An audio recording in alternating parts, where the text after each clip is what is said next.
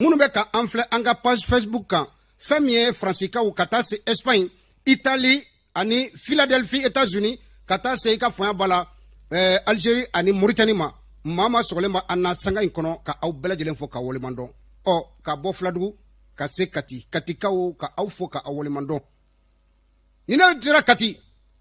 douane commandant fo de konebe lameni na sanga inkono ame afo kata se brigade commerciale la amen dumbobe katika wa mufo ne terube don temena o teriya alibi abesina sabula terikorote la direction centrale du service des armées capitaine Adraman So abe ana jenyogo ka aw bela jelen fu o kati kele na ne ka chekoroba be lameni na adjudant chef à la retraite Mayan Samake ana ka dembaya bela jele katika aw fu Drissa Diallo be lamen bel sanga inkono kati Drissa ini soma ka dembaya bela jelen fu kabo kati ika fonya bala kado ika fonya bala famille Ponge Kuluba madame Fanta Maïga be lamenna amma fere fo kenen kono Namora Ponge amma jigi ika fonya bala Bamako na sira famille état major la abe lamenna sanga kono anga chekroba belebele ndale be ba foko Dakan général de division Ibrahima Dairou Dambélé. Monsieur le ministre ni soma dembaya alibi alaka kanunto ani nyonche aide de camp capitaine Adama Keita à la garde nationale amba fena fo kenen kono ministre général de division Salifou Traoré monsieur le ministre ini soma afrebe lamenina aide de camp Madou Doumia walma safurlay attaché Madou Doumia walima Mamadou Doumia ni be cheklen troymay ika fonya bala Doumia amba fo kenen kono. Colonel-major de la protection civile, directeur général, Sedou Doumia, Anaka Djama, Aouni Soma. Kado ministère de la sécurité et de la protection civile, kono. Femier, Mohamed Draman Traoré, Amba Fou, Aka Chesirla, Ko Alibi Alaka Kanutondo. Oh, Cour suprême na Anga Tchakroba B, Alek B, président Alou Badra Nana Kassé. Conseil de Sangay kono course CNT la ama fane foka barkada ko alibi alaka danaya alaka sesi jimana kono dewye dana minda awka domun temana ama bon o mba don fane atna bon alibi alaka barata fanga di aw belajilema o CNT kele nanga nyema refene be Draman Alukone ka aw belajelen foka wole mando ministère de la sécurité intérieure de la protection civile commandant Baba Sissé kenen kono amba fo ko alibi alaka jigima fa ko alaka anka folento Madou Diallo apidom na abe amba fene fo ka wole mandon Kalabankoro famille Sidibé madame Sidibé Fatmata Doumia be madame Sidibé awa Doumia Paris avec aname sanga kono madame Sidibé Badialo Jakite nim bela jele Mamadou Zoumana Sidibé ka demaya ka awfo ka awole mando ko albi alaka kanuto ani nyonche bindu Canada elena yani ocha ambe chele ka fo Amadou Tungara be chele avec lameni ke sanga inkono Javia Kalandem bela jele ka aw fo chele Amadou Tungara ale tola anaka dembaya bela jele chele ka oni soma Kamala Chegroba be adjudant chef à la retraite ya Doumia Chegroba alaka kanunto alaka bana bampeu alaka obuluka si je ankoro alaka aume ka aname alaka kanutu émission faso kunga sori Ibrahima Diallo ale dungan fle nega krafe so madaina oye madame Kulubali Bintu Napo ne togo sori Ibrahima Diallo kuma buru ka aw bela jelen fo ka awole mandon Espagne kaw Sajan Konarebe Moussa Sidibé ale be balaba kata se Mustafa Jarama o Espagne kelona ika fomya bala Suleiman Kulubali abeka lameni ke sanga kono Francis Toumani Sissoko kata se Sidi Cheikh Sidima alu bela jelen be Francis Mamadou Diallo brigo kado afana be Paris lamen na sanga kono ka aw bela jelen fo Mali kono Mali koka émission faso kunka sori Ibrahima Diallo ne dongan fle Bintu fieni bo ansegoro sori donga adonente na lebra do kene kono angoni ya ye bonko no e duguba ko sigi amanogo Bintu be fieni bo ansegoro anga tla ka kene daile ka nyama FIFA o kibora munu me ambulo koro baro bena kɛ min kan kuma min bɛ jamana kun ka sanga in kɔnɔ jamana marabagaw u ka yetaw n'u ka kɛta kɛra min ye an ka ɲɔgɔn bilasira Bintu nin ye tiɲɛ an ka cɛkɔrɔba bɛ lamɛnni na kasarɔ fɛn min ye Samu Jakite ni bɛɛ lajɛlen ko ale ma ko Samuni hali bi an bɛ dugawu kɛ cɛkɔrɔba in ka bolokasi ka jɛ kosɛbɛ a y'a jamana in a y'a ka danbe jamana in ka hɔrɔnya jamana in ka tabiyaw ka bilasiraliw kɛ dɔnkili sababu la Samu Jakite n'u ko ko Samuni kasarɔ i ni sɔgɔma i ni ka denbaya sanga in kɔnɔ jamana bɛ lahala min na bi a dogolen tɛ maa si la an ka diinɛ ɲɛmaaw yɛrɛ u ka kutubaw la u ye laseli caman kɛ an ka se ka faamuyali sɔrɔ i ka faamuya la u ka laɲiniw kɔnɔ aw ni ne a ye jɛ an ka namɛ dɛ an tilara k'a fɔ ko maliba an faw n'an mɔkɛ de ye mali kɛ maliba ye n'o tɛ anw tɛ dɛ an ye mali dun de ye wallahi an ye mali dun de k'a fan bɛɛ tiɲɛ fan bɛɛ maloya kuma dɔ la ne t'a ka nin armée lajɛ an faw ye nin armée nin dilan cogo min na ɲɛdɔnna tun bɛ kɛ mali armée la a y'a lajɛ ni ye baara min kɛ diɲɛ na conflit ma ye diɲɛ jamana si la ko mali sɔrɔsiw ma y'a kɛnɛ kan hali ni ma bɔ a bɛɛ kalama en 1972 portugais ma taa bɛɛ laginɛ ka Sékou Touré to fanga la ye jamana minnu girinna laginɛ tɛ recoloniser tuguni n ko mali b'a ka taa fara armée guinéen kan ka portugais kɛ ka bɔ yen u taara u yɛrɛ sɔrɔ fo Guinée Bissau ani Cap Vert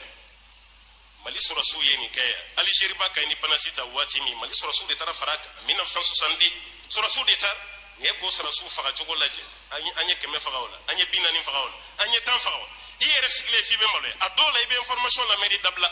ɲɛmaaw y'an ka fɛn bɛɛ tiɲɛ ka usine bɛɛ da k'a bɛɛ tiɲɛ ka sɛnɛkɛyɔrɔw bɛɛ feere k'an ka armée k'a ci k'a kɛ bɔgɔbɔgɔ ye mali tɔ tora tɔgɔ di n'o tɛ foyi ɲuman t'a kɔnɔ tuguni a y'a bɛɛ don diɲɛ na yan dɛ Allahu akbar Bintu Mali bɛ tan de président de la transition colonel Bandaw an b'a fɔ kɛnɛ in kɔnɔ ka walimandɔ ka hakilila jigin don min a bɛ kalikan kɛ anw ye an maliyɛnw ye cour suprême na a y'a tɛgɛ kɔrɔta ka ɲɛsin Alahu Tala de ma Masa Ramani tiɲɛ tigi ko bɛɛ bɛ laban maa min nagakɔrɔ o ye Alahu Tala ye a ko maliyɛnw sɔrɔsiw maliyɛnw aw ye danaya da ne kan ka kɛ transition ɲɛmaaya diyara n ye mɛ n kali ka tila ka segin ka an kali aw ye jamana ni yuruguyurugu barika bɛ bunna min kan bi ne tɛ se ka bali dɛ kalikan min ni bɛ ta aw ye o ye k'a fɔ maa o maa ko i bisigira k'a fɔ e ye faso nafolo ta n bɛ di kiiri tigilamɔgɔw ma dɛ a don an ye tɛgɛrɛ fɔ Bandaw ye an ko nin ye maa nalen ye maa min ni a tɛna minnu bɛ faso ka nafolo taraki ka ko jufa la nin président in tɛna olu to yen Bandaw ne bɛ hakili lajigin kalikan talen tile kana bila bi la maa jumɛn bɛ yen rapport vérificateur général ka rapport min n'u dir'i ma jɔn bɛ yen n'a wulila kiiri binna kun kan k'a fɔ k'i ye faso nafolo k'a tarakira i bisigilen bɛ rapport dir'i ma 2019 ou 2020 o y'a sɔrɔ i bɛ fanga la yani i kana fanga la rapport minnu bɛ yen a bɛɛ lajɛlen dara i nɛgɛkɔrɔ k'a bila tabali kan u ye an ka faso nafolo buruja u ye faso in danbe bɛɛ lajɛlen tabiya bɛɛ bɔ a la an ko nin ye maa ye maa min faso kanu b'a la nin ye maa ye maa min a b'a ka danbe a b'a kɔlɔsi danbe ka bon ale ma kosɛbɛ kumakan n'a y'a ta a b'a timɛ monsieur le président de la transition où est-ce que nous en sommes aujourd'hui par rapport au dossier du rapport du vérificateur général monsieur le président de la transition où est-ce que nous en sommes aujourd'hui par rapport au rapport du contrôle de l'Office central de lutte contre l'enrichissement illicite dossier ou konokuma be min bi ne tay hakli jigin ne be kenen kono maligi kulubali fo anana domi ay an fantani kulekulo nyaji che ka an hakli sigi ka irana ka fo an ga dala faso kono kiri buna kunkan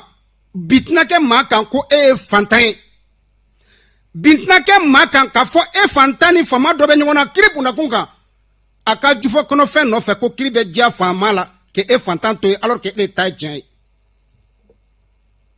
maître Malik Coulibaly ni soma ibe yororo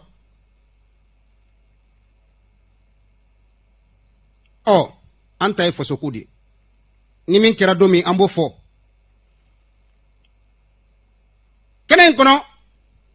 surasiya kun bɛ cogo jumɛn Musa Traoré ka tile la Musa Traoré taara k'i kɔ don ka minɛn jumɛn to an fɛ yan an bɛna kuma di ancien combattant dɔ ma a bɛ an hakili lajigin Sunkalo Jara a bɛ Banagabugu la n kɔrɔ ni Ala sɔnna ma Bintu i bɛ fiɲɛni bɔ an sen kɔrɔ a bɛ hakili lajigin kɛ Musa Traoré taara wagati min na fanga purutira ka ba bolo wagati min na kɛlɛkɛminɛn jumɛn kun bɛ an bolo fɔlɔ o wagati la Mali kun ɲada bɛ cogo di farafinna kɔnɔ kɛlɛ bondakun kan kɛlɛ minanko la Sunkalo bɛna hakili jigini dɔɔni kɛ a la Bintu i bɛ fiɲɛni b'an sen kɔrɔ sabula jigiko an t'a dɔn an bɛna taa an jigi sɛmɛ maa min na bilen Mali ko in na an kɔni ta ye hakili jigin ye sanga ani wagati bɛɛ lajɛlen fiɲɛni b'an sen kɔrɔ an bɛ kuma di Sunkalo ma Madame Coulibaly Bintu Napo an ta ye hakili jigin ye Mali lakana bondakun a bɛ cogo di bi maliyɛnw an ka lakana cogo bɛ di minnu bɛ weleli la n b'a deli aw fɛ an ka ɲɔgɔn bonya n b'a deli aw fɛ n ma kuma di maa si ma fɔlɔ n t'a fɛ maa ka weleli kɛ an ka Sunkalo Jara lamɛn a ye min fɔ bamananw ko ten diɲɛlatigɛ la yɛrɛ dɔn o de ka ɲi ni ko bɛɛ ye n'i yɛrɛ dɔn ka ban alors i ka ko taabolo a bɛ ɲɛ an bɛ ka nimisa président min nɔfɛ bi n'o ye Idriss Déby ye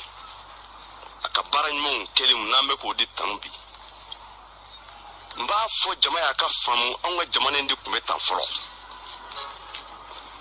a dɔn b'a ka dɔgɔn dɛ jamana in tun bɛ ta cogo di n bɛ taamasiyɛn kelen di mɔgɔw hakili bɛ Sékou Touré la Laginɛ jamanakuntigi kun don Portugais y'a attaqué le 22 novembre 1970 o y'a sɔrɔ Musa Traoré fanga ta san 2 OU a créé en 63 a waati fanga t'a la n'a bɛ se ka jamana ni ɲɔgɔn cɛ dilan ni sɔrɔdasiw ye donc jamana fila ni ɲɔgɔn cɛ bɛnkan de tun bɛ se ka mɔgɔ caman ka ko ɲɛnabɔ o sen fɛ Sékou Touré la kule la a ye dɛmɛ ɲini an kɛrɛfɛ jamana minnu fɛ Mali de y'a jaabi a waati y'a sɔrɔ Musa Traoré a ye fanga ta san 2 mais a ye yamaruya di a ka sɔrɔdasi ɲɛmɔgɔw ma o wulila ni migi 21 fila de ye a waati farafinna migi bɛ jamana min bolo a ka dɔgɔ nka o 1970 min filɛ ye rusiminɛnw de tun bɛ yan migi 21 ni mɔgɔ min b'a dɔn a tiɲɛni n'o fanga ka bon a caman tun bɛ Mali la yan tarata o tarata juma o juma i kun ye sanfɛ o kɔfɛ minnu bɛ ka fara kan o ye migi 23 ni migi 25 ye a waati migi 29 Mali ma sɔrɔ dɛ nka baara in kɛra ni migi 21 de a donni kama migi dara n bɛ mun fɔ mɔgɔw b'a dɔn Bamakɔ yan o ni Cɛkɔrɔba u fila de interview la Laginɛ Portugais ka mercenaires k'a bɛɛ tiɲɛ ka a gundo bɛ waraka dugu jɛlen Musa Traoré yamaruya di le capitaine Amara Dafaga n'u ko général Amara Dafaga a waati a bɛ capitaine Sunkalo Samake ka mara de kɔnɔ Kampala la ani cɛ 75 bɔra kunɲɔgɔn kelen ka taa Laginɛ ratisse ka kɛlɛ kɛ Conakry dugu kɔnɔ k'a ban pewu kunɲɔgɔn kelen ka Laginɛ ka hɔrɔnya d'a ma n bɛ segin a kan c'est fait le 22 novembre 1970 cɛ kɛlɛ don dɛ jamana min y'o kɛ n'a fɔra bi anw gɛnna ka n'an dan yɛrɛ la fɔ Sévaré fɔ Faransi ka wuli ka n'anw dɛmɛ a maloya ka bon dɛ an k'o page tourner n t'a fɛ ka jamana tɔgɔ fɔ nka Mali ye kɛlɛ fila kɛ bɛɛ bɛ kɛlɛ fila in dɔn a kɛra an kɛrɛfɛ jamana dɔ de la kɛlɛ fɔlɔfɔlɔ in kɛra 1974 n bɛ mun fɔ n b'a sidɔn dɛ a waati y'a sɔrɔ n bɛ lycée la n tɛ denmisɛnnin ye dɛ Mali gagné kɛlɛ in na nga Mali ka cɛ 50 o de tunna ka don Niamey territoire kan n'o ye Niger ye a donni kama sɔrɔsi fanga tɛ yen Amadu Jori de tun bɛ fanga la nga ka sɔrɔsi ɲɛmɔgɔ ministre de la défense tun ye Seni Kunce ye Musa Traoré a y'i sen don k'i bolo don cɛ 50 nɔfɛ a ma sɔrɔ koyi kalo 2 kalo 3 fo ka se kalo 4 ma conseil des ministres banni Kisiman Dogo i kan d'a ma ko Musa yamaruya di yan juma nata i bɛ taa an ka cɛw nɔfɛ a ko Kisiman yamaruya di ma semaine bɛ jɛna n'a ye a ye jumadon mun fɔ n bɛ ka mun fɔ bi mɔgɔ min taar'u fɛ Ibrahima Kulubali Bɛlɛdugu Kado à l'époque il est sergent de l'armée de l'air a bɛ retraite la Kati cɛkɔrɔba do bi dɛ o mɔgɔ 5 de taara N24 la Niamey pilote copilote un capitaine et le technicien de l'air qui s'appelait Ibrahima Kulubali a bɛ retraite la Kati bi n balimaw an kana ngalon tigɛ ɲɔgɔn ye dɛ min bɛ min dɔn jamana in kɔ i k'a fɔ denmisɛnninw k'a faamu de a donni kama Kisiman taara a y'a ɲini ministre de la défense n'o y'a ɲɔgɔnna tun ye Mali la yan parce que ale tun ye ministre de la défense de l'intérieur de a y'a ɲini k'o rencontrer Niamey u sigira u kumana heure 2 cɛ 50 bilali ko kuma ma fɔ Kisiman y'a ye k'a fɔ ɲɛ t'a la a ko bon mon colonel ne bɛ ɲininkali kelen dɔrɔn de kɛ mɔgɔ b'o dɔrɔn de la Niger colonel kan do ko ɲininkali jɔn ye ko ɔhɔn e kana ne ka cɛdenw di yan nka misali ni mɔgɔ min b'a fɛ ka bɔ camion na yan Niamey ka taa Gao ni mɔgɔ wulila camion na ka taa Gao heure joli b'i se Gao Kisiman kumakan de ye nin ye a colonel ɲɔgɔn ma Niger dɔ y'a jaabi ko heure 8 a ko wa colonel ne tilara kuma la ni heure 5 bɛ mɔgɔ bɔ Niamey k'i lase Gao ni Kisiman bɛ n ka avion ta sisan 2 heures de temps ne bɛ se Bamakɔ ne selen kɔ comme o bana ka ne ka cɛ 50 di n b'a chronométrer heure 8 mana dafa ka sɔrɔ ne ka cɛdenw ma se Gao sini sɔgɔma je te déclare la guerre je t'envoie 3 MiG-21 c'est une déclaration de guerre mon colonel comprends cela je vous élargis au territoire voltaïque hop a y'a ka avion ta jiginna Mali de filɛ a tunnen Bamakɔ fitiri sera ka 29 se 22h 23h kuma min na a y'a sɔrɔ le colonel Musa Keita o tun ye Gao gouverneur ye u ye téléphone ci directement défense ta a ko cɛ 50 élément nana sain et sauf a ko fonta jamana in tun bɛ ten fɔlɔ de n terikɛ ɲuman nɛgɛ ye bafaamu ye n'i y'i ka wulujugu fa dɔ ta b'i kin o sirasi fanga ne yɛrɛ sen bɛrɛ o dɛ an de jɛra k'a janfa yan 91 ka nkalon bɛɛ tigɛ nka n bɛ kali ala la maliyɛn bɛɛ y'an seri ye au lendemain du 26 mars 1991 le Mali avait 6 escadrilles fonctionnelles kɛlɛkɛ avion 36 escadrille kelen o ye kɛlɛkɛ avion 6 de n'o ɲɔgɔn 6 bɛ mɔgɔ min bolo 6 x 6 o ye 36 de une escadrille c'est 6 appareils de combat o bɛ mɔgɔ min bolo i tɛ se ka minɛ sous région kɔnɔ yan Mali tun si kamada mɔgɔ la jamana o jamana kan ni Algérie tɛ maa si tun tɛ sɔn o na n bɛna mun hakili jigin n k'o kɛra 91 1989 1990 Libéria kɛlɛ la a y'a sɔrɔ o y'a kwara sa dɛ kodi ne hakili la o y'a sɔrɔ ɲɛmɔgɔw ye ɲɔgɔn ye ka maa dan dɔ tigɛlen yira k'a fɔ force de OUA n'u b'a wele ko COMOG n'o bɛ taa Libéria ka taa kɛlɛ kɛ pour que ka rebelle ninnu kɛlɛ ka bɛɛ sigi dan na a cɛ duman bɔra min maliyɛnw a kana ɲinɛ jugu na dɛ a cɛ duman bɔra a tɔgɔ ko général Sek Jara Marakala don ni ma fili cɛ in laban tora avion na nka kɛlɛ kɛra Mali bereeruw de y'a kɛ Mali bereerem de y'a kɛ ka se o 1990 ni événement kɛra 91 sɔrɔsiw tacogo budget voté cogo ne da tɛna don a la n balimaw ɲɔgɔn nɛgɛ namara tɛ fari fin f'i ka tasuma don a la cɛ ko m'a daminɛ ni cɛ tɛ yen musow tɛ se ka baara kɛ cɛ ko m'a daminɛ ni cɛ tɛ yen cɛ ko tɛ se ka kɛ an kana ɲɔgɔn nɛgɛ hali sɔrɔsi cɛ ta Mali la kabi 91 fan bɛ yɔrɔ min na ko bi politique don parti politique min bɛ o liste de bɛ bɔ ne kelen tɛ dɛ a ye maliyɛn bɛɛ ɲininka bɛɛ y'a ɲini k'i den don sɔrɔsiya la nka n'i y'a ta cogo o cogo tant que intervention bɛɛ politique kunda a tɛ k'i sago ye o mangana nyo musala Idriss Déby mun flele kan ko ke anga nyo akilati ngongu kuni wore bu me fala jana le kasi France ka deme kono yusuna ke abre on na le genga bo cousin du kasi asigile 1979 fanga na gela ka gela chado ma yere soro Idriss Déby clean rébellion formé Libye frontière la fa l'argent ka jigi kana yusuna gri genga bo fanga précisément le 1er décembre 1990 enga be fanga bi 1990 2020 sambisa ato kadi o be jamana kono ko yi sosi o be bara de la démocratie tiska to kam ñu jamba nga olu tam topoto on di anta u jamba na ñu jamba ma bla mina mo ya noy ma critiquer te saf ñama fon bi be pretene ko li pretene de la 1980 81 d'ailleurs ni jet mineke che ko foli mani Mali événement 91 ko fait anga chedma fu ma army kono wo retraite anticipé d'ailleurs sur sous bela jelinye Mali chedma fu mo ni Moussa Traoré ya tap fala ka fo sur si do formation union soviétique munu yu sergent munu yu adjudant a chedma fu fa be retraite anticipé ta a spécialiste de Migu a spécialiste de Berdem les BTR 60 a FMB les ordres de Staline a spécialiste font FMB depuis événement que nous retraite anticipé dans le Srossoué a be bora ka retraite anticipé ta ka warning ta 2-3 millions 4 millions kata ire ka armée bla recrutement jongero ko fe politique recrutement on va jamane moudi bulu angala nywa musala namara te fari figa tabla ne sungolo ko min fo ka fo jamae o weni na mi ko yelema nga ko yelema tali ko ke to mo fo andem sema anyoji bascule de ko na trou dugu ferelo jemsen mo ma fo ko yele san o be fini go kana yele ima yele na ya so ka kana ne to sera bi fe o ba fo apt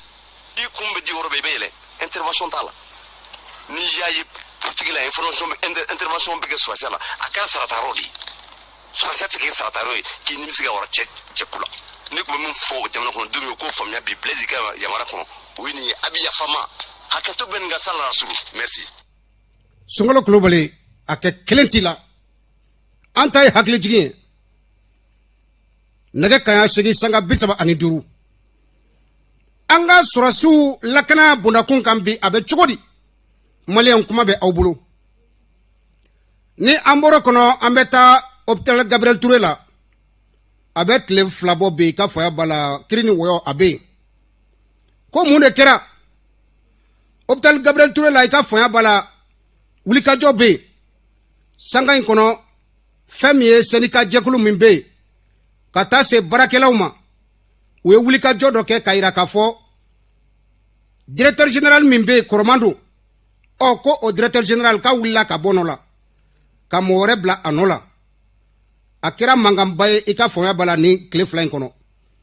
kenen kono an rek mbe an willa anye kuma di ika foya bala senika jekulu ni hôpital Gabriel Touré a barakela bela jelema u ye mi sɔrɔ ka fɔ directeur kɔrɔ bɔle ka kura sigi a dɔ la n'o ye sɔrɔsiye colonel ɔ an ka maaw ka nisɔngoya kuma lamɛn comme wari bɛ sɔrɔ Gabriel Touré la wari ko tɛ o ne bɛ ka mun fɔ maliyɛnw ye a bɛ fɔ acquis démocratique fo Mali ka se ka dɔgɔtɔrɔso sɔrɔ mun bɛ maliyɛnw wasa aw bɛ Niger ye Niger président a y'a bɔ a dusukun na hakili la a ko f'a ka jamana na hôpital ka bɔ diɲɛ bɛɛ k'a ye 45 milliards a dɔgɔtɔrɔso aw m'a ye bɔlɔlɔ sanfɛ ne ko pourquoi o tɛ se ka kɛ Mali la sanu a bɛ Mali la jama a bɛ Mali la adamaden a bɛ Mali la fɛn bɛɛ bɛ Mali la mais hakilina maa minnu b'an diriger f'u k'a bila u hakili de la k'u bɛ se ka dɔgɔtɔrɔso ɲuman dɔ jɔ o bɛ se ka kɛ Gabriel Touré donc ne fɛ bi ni yɛrɛ ma kan ka kɛ discussion ye e bɛ na ni directeur ni a bɛ na jɔn de mara yan a tɛ na ninnu de mara mais ni ninnu ko sisan k'u ka mɔgɔ min bɛ k'u b'a fɛ kuma t'a la o c'est pas que non gouvernement ye a siranna u siran tɛ ne b'a dɔn aw de y'an ka faamaw ye aw tɛ siran anw ɲɛ an sɔnn'o ma mais an bɛ mun fɔ dɔrɔn aw ka jamanadenw lamɛn bi ne ye fɛn bɛɛ de kɛ ka transition soutenir b'a dɔn ne ni e taara Farabugu nkalon y'u tiɲɛ cɛw bɛ ka boli tuma min ne ni e taara Farabugu bisi falen médicaments ni fɛn bɛɛ la e yɛrɛ e bɛ ka kuma e bɛ ne dɔn an taara la c'est pour soutenir les autorités de la transition et puis mɔgɔ bɛ ka mun faamu mɔgɔ si de tɛ taa i ka armée contrôler parce que n'i y'a ye an bɛ yan armée de sigilen don da la u bɛ ka contrôler armée ne dɔgɔnin fagelen bagelen a bɛ armée la ne balima dɔw sara armée la mɔgɔ min b'a fɔ k'an bɛ armée dɔgɔya o ye nkalon ye dɛ mais an bɛ tiɲɛ fana de fɔ anw de bɔra M5 liti la Gabriel Touré mɔgɔw olu de blessé ninnu bɛ opéré fu wa Faisal ye blessé fɔlɔ mun binna Pierre professeur Pierre de y'a opéré yan ne n'a de opéré Faisal Kone Jire ne bɛ e de dɔn kɛlɛ ni a y'a kɛ n'aw ye nin kɛlɛ jɔ a ye Mali janfa ne kɔni bɛ sa wa sara fana fɛn sanfɛ an y'a opéré mais a sara o kɛlɛ bɛ se ka to yen cogo di ne tɛ an tɛ ka don nin kɛlɛ la fɛn wɛrɛ kɔsɔn an ko maliyɛnw de ko malikura an ko maliyɛnw de kan ka yɛrɛ dɔn an ko maliyɛnw k'aw kana siran maa si de parce que n'i y'a ye bi Ibrahim Boubacar Keïta taara maliyɛnw dɔ de sara o n'i y'a ye ninnu nana c'est parce que dɔw de bɔra kɛnɛma o sinon u kun tɛ na o dɔw kun dɔnnen tɛ o donc an ka ɲɔgɔn faamu quoi il faut que bi respect la maliyɛnw ka tiɲɛ fɔ ɲɔgɔn ye an bamuso de bɛ sa bi Gabriel Touré néonatologie u ka na ka taa lajɛ kɛ est-ce que Mali président nana Gabriel Touré là depuis à Nomena donc au conseil de B à Famuna donc puis ni nous bouga manifestation là on doit les écouter je reviens sur les termes en français il est temps qu'on s'occupe de notre santé Bintou ni ko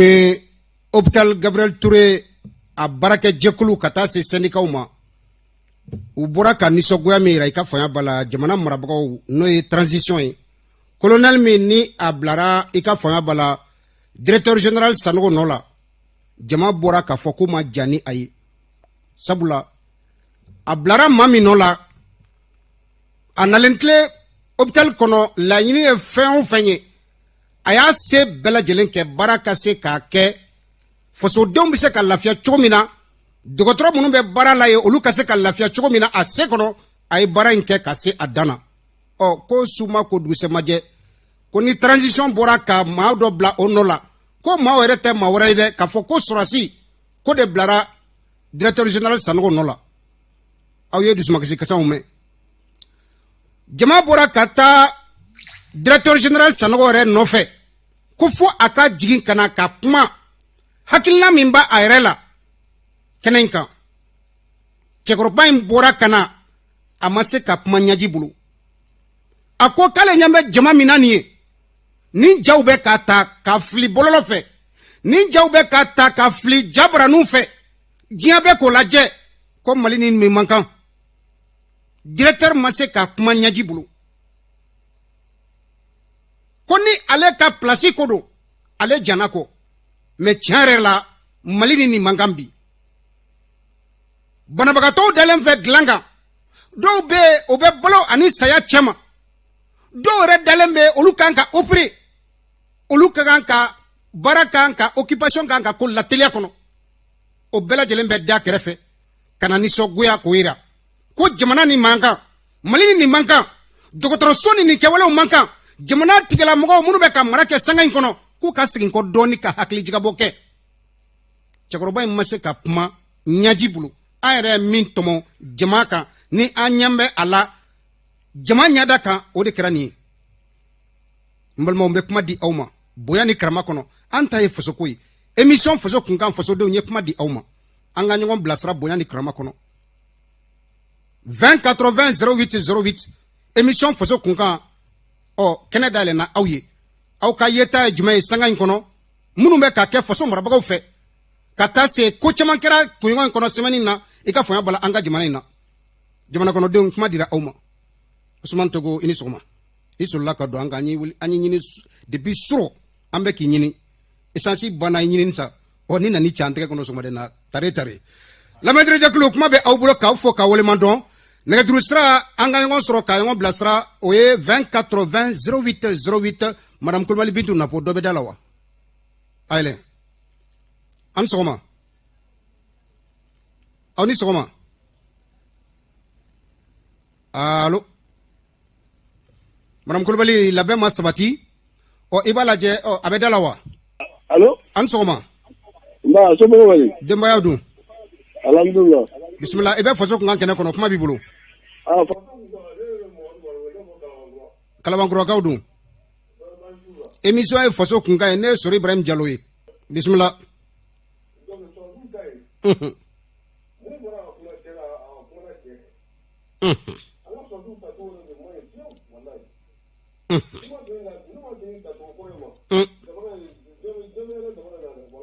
Ala kan kisoma.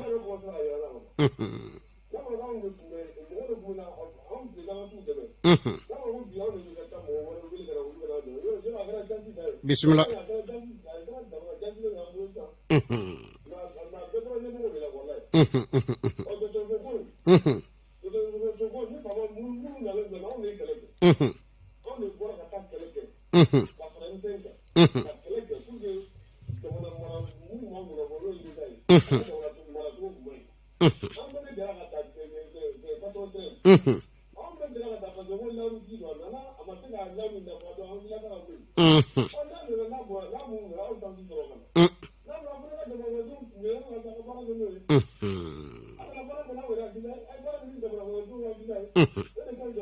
Okay.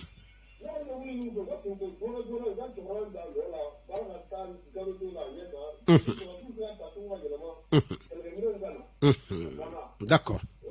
Merci beaucoup. Benika tiens ka fo faso ka jo faso de kuma be awbulo nege jurusra 2080 0808 anga nyom blasra boya ani karama kono aw ka yeta mi sanga in kono kibaraw la jamana kan kunyogo in kono jamana kono de o be kallameni ni flalike do bo radio mangana ini soma ibe bo radio dafe wala ma ibe do bo mangana ante wa an soma wa net lobila de mayadu allo amba an soma ale tara 2080 0808 faso kunkan ka kuma di awma faso denw aw ka yeta e jumay sanga kono o ka foko yenten fene ko laynum be sabatile no ne ko bolo yangane be faso kuna ablaga do an soma wa ne kon lobila bismillah.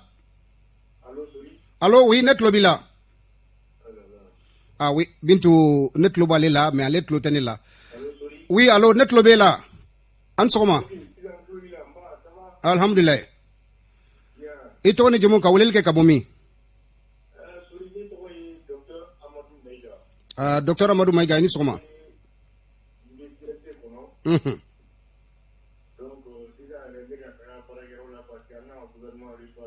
Alhamdulillah.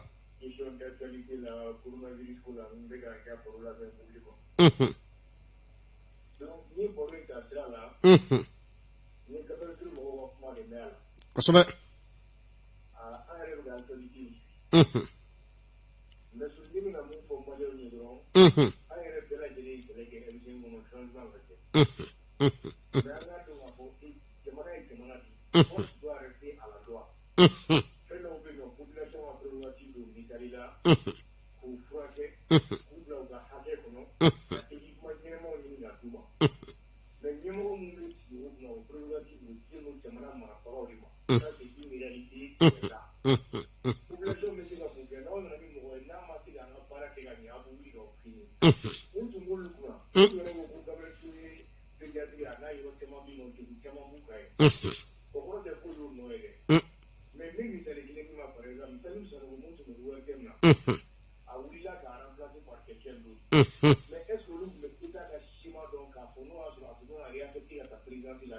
Ningal gere.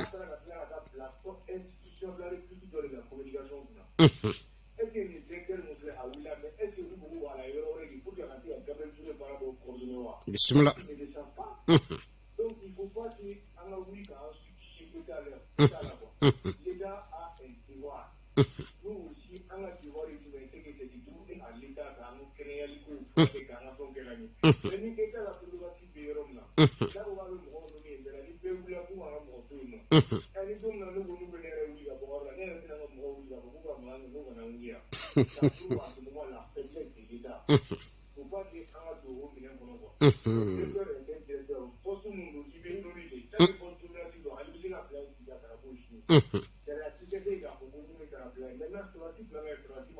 Ça, c'est un autre débat. Mais nous, s'il est compétent, les jours à venir, on le saura. S'il est incompétent, les jours à venir aussi, on le saura. Donc, nous, on a fait à la nature, chacun, le président a voulu qu'à continuer que il y a quelque chose. Nous, nous, à quelque chose. Nous, on aurait voulu la tête, il voulu la tête, je crois que sur les jamonas, il m'a dit, à venir qu'il est à pouvoir demander. Moi, j'appelle à l'exigence vraiment des travailleurs, là, je suis quand même tout, à l'année, c'est comme si nous nous tirons. Là, il y a un M5 qui les jamonas ont fait. Qu'on ne mène pas le syndicalisme à l'administration, et que le syndicat ne se substitue pas à l'administration. Parce que, il y a un premier budget pour les gens. Au lieu de nous dire que nous n'avons pas de haguer, mais il y a des malades qui souffrent. Kosobe.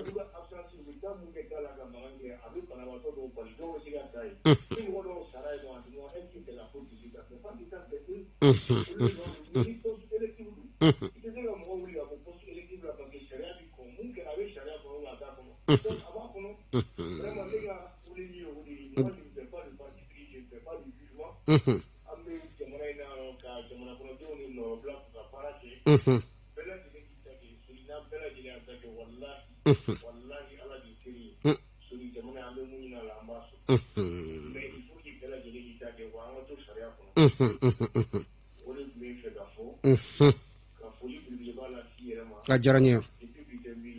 Kosobe. O belajele foli kame. Inshallah.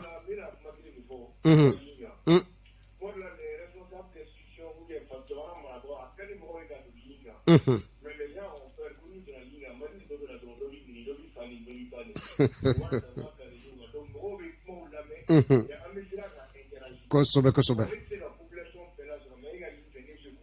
C'est vrai.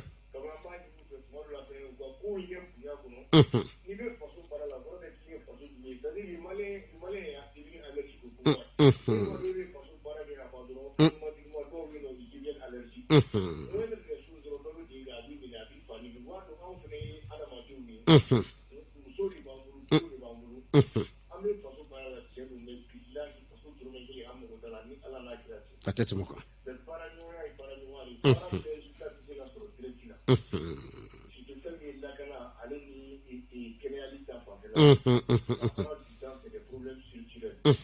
Mais avait changé progressivement.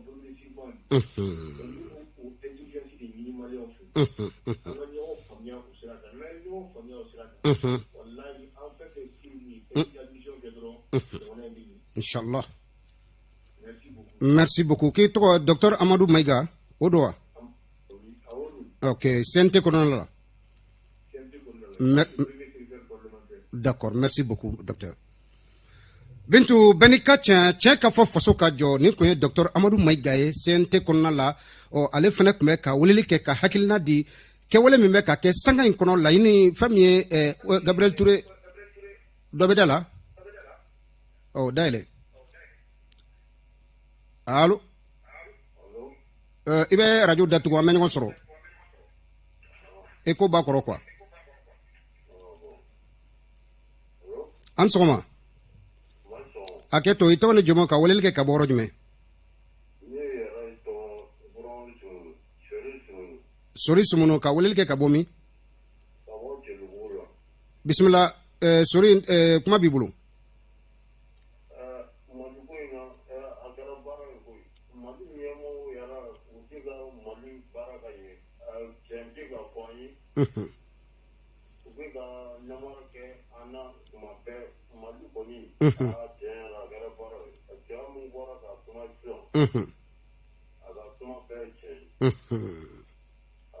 Ok. Donc, merci beaucoup. Ala ka tlera dama. Madame Kulbali Bintu Napo Amadou Konare nate fanda la bledugu sanga inkoni basoro abe furu la walma akake flake doka wrela. Sabla ni weekend sira le beta flau kamadi. Wala nonokula o abetla ko nuto akaso katla ka kunyugo bele jelenke abe flau ka. Amadou Konare amba fo sanga inkoni abe kala meninke ni mabeda la daile Bintu anka nyon blasra boyani krama kono. Ini soma. Amba anibara. Aketo itoni jimo ka welel ke kabomi. Damele miniti kelemi bolo bismillah. Mogo Tlobila. D'accord, Ah, d'accord. Ok.